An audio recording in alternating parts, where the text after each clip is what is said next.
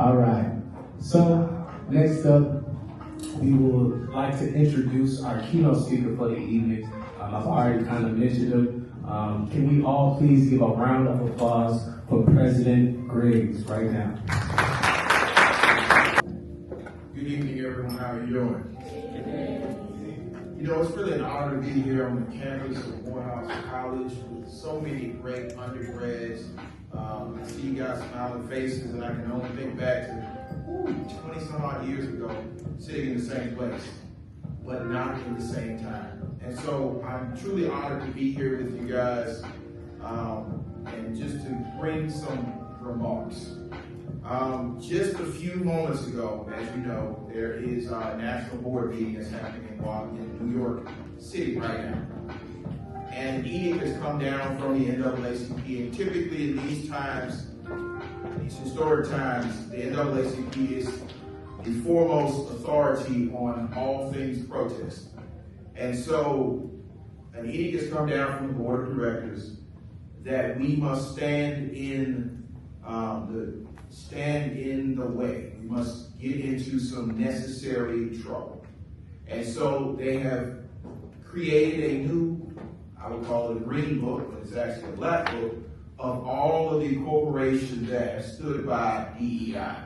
And they are encouraging African Americans and people of color to use their buying power, not to have a boycott, but to have a buy-in.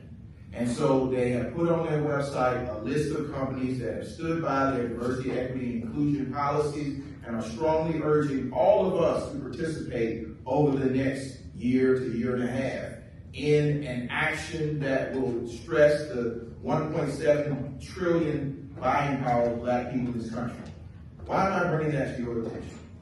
Because you are the generation that will be most affected by the rollbacks of diversity, equity, and inclusion. Now, I don't particularly like those words. I like the word that I grew up in, affirmative action. And what we have to recognize is there's an attack on all things black. There's an attack on black excellence, an attack on black education, black voting power, or the very essence of being black. And so I'm excited to be here at this unity event hosted by Morehouse and Spelman with so many other universities present to call you into this movement.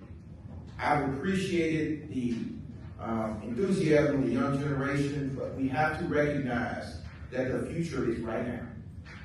And action must be taken right now. And so as I sit and watch all of the great people that are on the wall, I see W.E. Du Bois in the back, I see Frederick in the back, of course Rosa is over in the corner, Dr. King is in the left corner over there, John Lewis is on the wall. All of these great black minds looking down on the next generation of great black minds. You know, I was sitting at the table and I was listening to a few individuals say they want to go to law school. And I thought back to when I wanted to go to law school and finish law school. And I want to impart this in your spirit.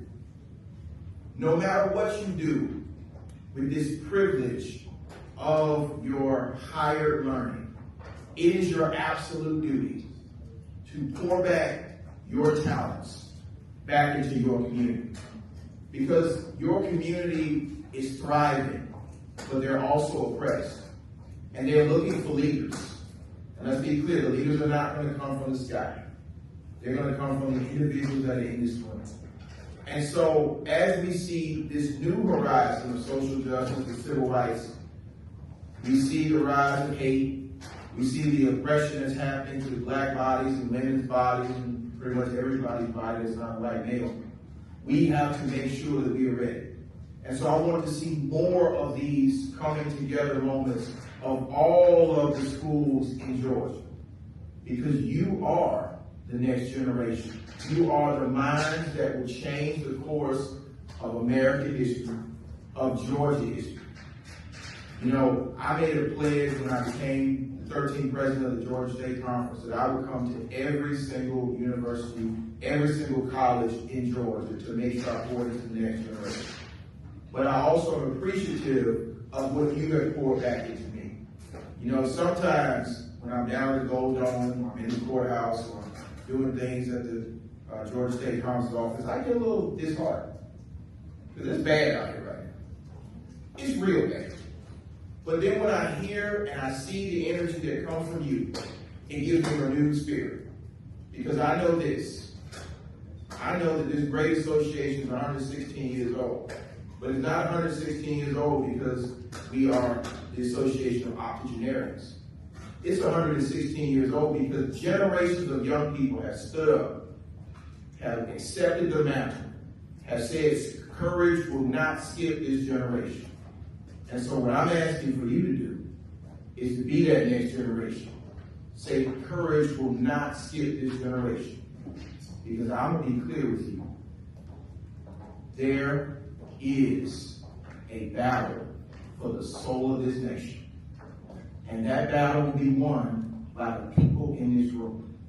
It's not too heavy for you guys. Because just like Dr. Key in the back, John on the wall over here, they were around 17 to 26 when they took up the mantle. So don't let an old person tell you you're too young to get in this fight. Don't let an old person tell you you're too young to lead the charge. Don't let an old person squelch your dream. Because I'm going to tell you like this. As a 19-year-old on the campus of Emory University, I decided I wanted to go to law school. And about 5 years later, I walked across the stage at the University of Cincinnati as one of 3 black men to graduate from that law school. And then 15 years later, I went back to that same law school and gave the commencement speech as the first black lawyer to ever give a commencement speech at the 4th oldest law school in the country. Y'all, history is not that remote. And history says that I see out in this group of young people, the next president of the United States, the next district attorney, the next CEO of her own company, the next leader that will lead us into the next generation. And I'm just crazy enough to believe I will live long enough to see it. So I'm excited about what's happening at Morehouse. I'm excited what's happening at Spelman. I'm excited what's happening at Kennesaw State. I'm excited what's happening at West Georgia. But the next unity dinner, I want every single university and college in this state to be in the room. That way you can network, you can stay connected, and you can make sure that when we're having conversations about your lives, not only are you at the table, but you're leading the discussion.